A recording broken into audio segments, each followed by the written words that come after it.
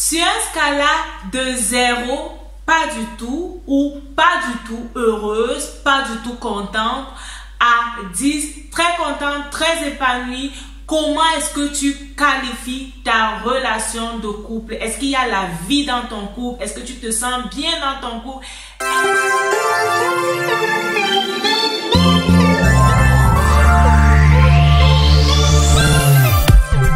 Salut, bienvenue à quelques minutes d'encouragement. Je suis très contente que tu prennes de ton temps pour regarder cette vidéo aujourd'hui. Je suis Myriam Tapso, ta motivatrice spirituelle. Si tu veux recevoir plus de conseils pour réussir tes projets, pour réussir ta vie de couple, je t'encourage à t'abonner sur cette chaîne. Sur un scala de 0, pas du tout, ou pas du tout heureuse, pas du tout contente, à 10, très contente, très épanouie, comment est-ce que tu qualifies ta relation de couple? Est-ce qu'il y a la vie dans ton couple? Est-ce que tu te sens bien dans ton couple? Est-ce que tu peux dire avec certitude que tu avais fait la bonne décision? Avec le temps, dans beaucoup de relations, la routine s'installe, le découragement s'installe.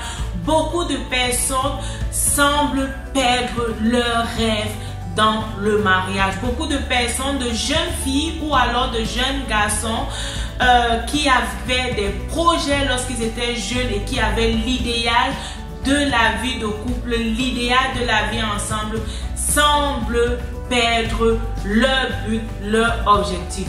Le mariage est là pour t'amener à une autre dimension. Le mariage est effectivement là pour te permettre de réaliser beaucoup de choses que tu n'as pas pu réaliser étant seul. Lorsque tu regardes la Bible, Dieu te dit qu'il n'est pas bon que l'homme soit seul. Parce que dans le plan de Dieu, il n'a pas prévu que tu sois seul, que l'homme soit seul ou même que tu sois seul en tant que femme.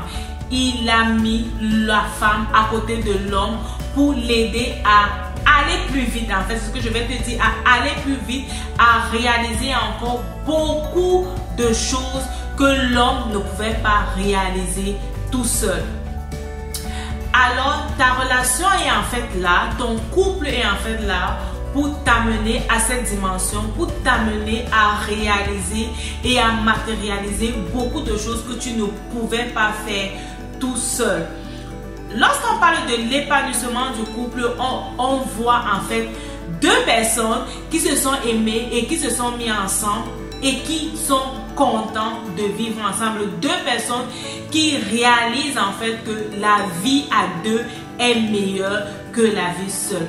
Mais malheureusement, réellement malheureusement, de nos jours dans la société, on a réellement beaucoup de couples qui ont perdu cet idéal, beaucoup de couples qui ne donnent pas du tout envie aux jeunes personnes de se marier, beaucoup de couples qui ne donnent pas envie aux jeunes gens qui aspirent au mariage à réellement réaliser cela. Est-ce que ton couple est réellement épanoui? Est-ce que tu peux dire que tu es contente d'être une madame telle? Est-ce que tu peux dire que tu es content d'être un monsieur tel? Je veux t'encourager au travers de cette vidéo à réexaminer ta vie de couple, à revoir comment c'était avant, comment c'était au début, comment c'était même dans les fiançailles et qu'est-ce que c'est devenu aujourd'hui. Est-ce que la flamme du départ, la joie de se voir, la joie d'être ensemble qu'il y avait au départ dans ton couple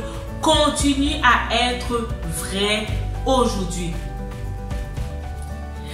Est-ce que tu parviens à réaliser dans ce couple beaucoup de choses que tu ne parvenais pas à réaliser avant? Est-ce que ton couple t'a permis même d'ouvrir les yeux et de te projeter l'avenir, un avenir meilleur? Je t'encourage comme ça à prendre du temps et à réfléchir. L'idéal, réellement l'idéal serait de prendre ces moments de réflexion avec ton partenaire parce que le couple, ça ne se vit pas seul, ça se vit à deux. Le couple se veut réellement être un endroit d'harmonie et d'attente.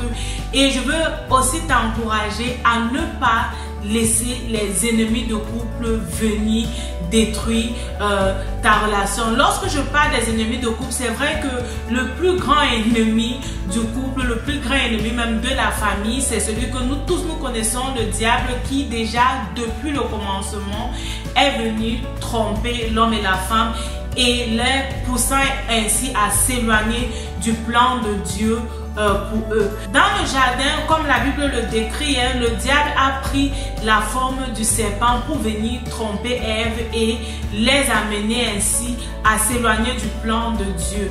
Le diable dans la société va venir également utiliser plusieurs méthodes pour nous amener à nous éloigner de notre couple, pour nous amener à perdre l'harmonie dans le couple et à installer la haine et le désordre. Et le diable va venir réellement de nos jours par plusieurs méthodes pour écarter l'homme de la femme. Plus forcément pour écarter l'homme et la femme de Dieu, il va venir maintenant aussi dans le couple écarter l'homme de la femme, écarter l'un de l'autre. Et pour le faire, il va utiliser en fait toutes les méthodes qu'il va utiliser, va viser réellement à vous amener à ne pas respecter ce verset biblique selon lequel l'homme doit être le chef de la famille et qu'il doit aimer sa femme comme Christ a aimé l'église et que la femme doit être soumise à son mari.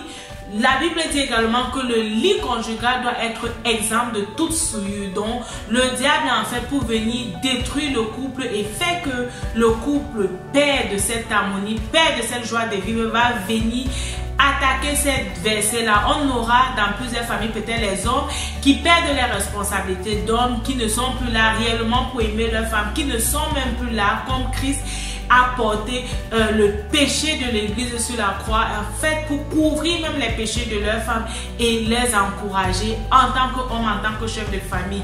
Et on aura aussi une multiplication de femmes qui doivent venir perdre en fait cette place de la soumission, qui doivent venir s'opposer à ce que leur mari veut et qui doivent venir même tenir tête à leur mari, généralement en privé et parfois aussi en public.